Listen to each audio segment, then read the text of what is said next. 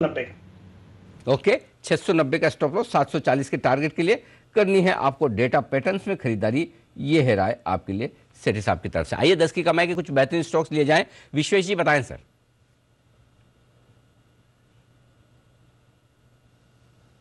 विश्वेश जी। अनिल जी, 10 की हमारी कमाई में जो मेरी ओर से स्टॉक है वो है किया इंडस्ट्री। अनिल जी, अगर आप इसको कंपेयर करोगे पूरे मार्केट से तो ये गिरा ही नहीं है। मतलब आप देखिए, इसका ऑल टाइम हाई 1360 रुपये का और आज 1290 रुपये चल रहा है।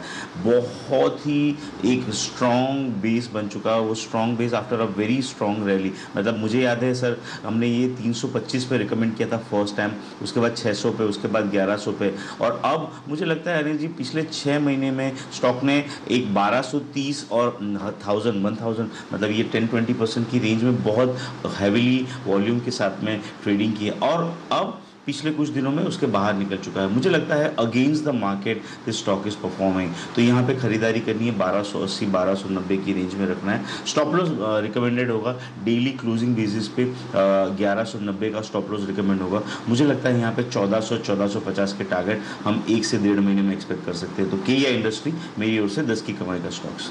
ओके, केईआई इंडस्ट्रीज ये है 10 की कमाई का स्टॉक आपके लिए आता हुआ विश्वेश जी की तरफ से।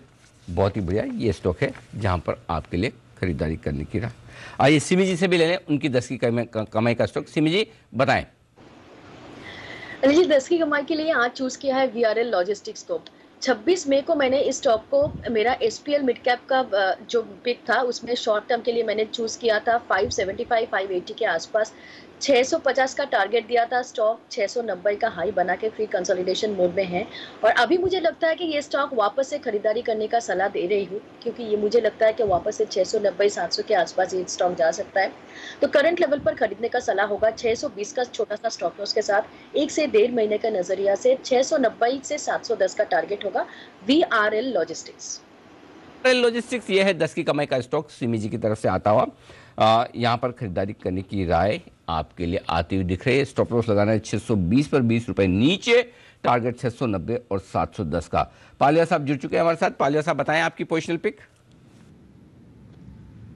अनिल जी, पोजिशनल पिक विश्वेश जी की जो 10 की कमाई की पिक है उसी से मैच हो रही है। केआई इंडस्ट्री पे ही हमारा फोकस है पोजिशनल बेसिस पे। स्टॉक एक बुलिश जोन में ही ट्रेड करते हुए दिख रहा है इस नेगेटिव मार्केट में भी, और अगर हम देखें तो ओवरऑल सेटअप इसके long term short term time frame पे भी एक बुलिश जोन में है। जिस तरीके के इसके मंथली और वीकली स्ट्रक्चर बने हुए, हमें लगता है ये स्टॉक में यहाँ से अगर कोई डिप भी मिलती है तो इसको ऐड करें। 1220 हमारा स्टॉप लॉस रहेगा यहाँ पे पोजिशनल बेसिस पे। 1290 से लेके 1260 ये एक बाइंग रेंज सजेस्ट करेंगे, और अपसाइड का टारगेट हम एक्सपेक्ट कर रहे हैं इसमें आना चाहिए करीब 1400 रुपए से 1440 तक के अपसाइड के टारगेट इसमें आते हुए दिख सकते हैं। तो केईआई इंडस्ट्री पोजिशनल पिक में बाय करने की सलाह है।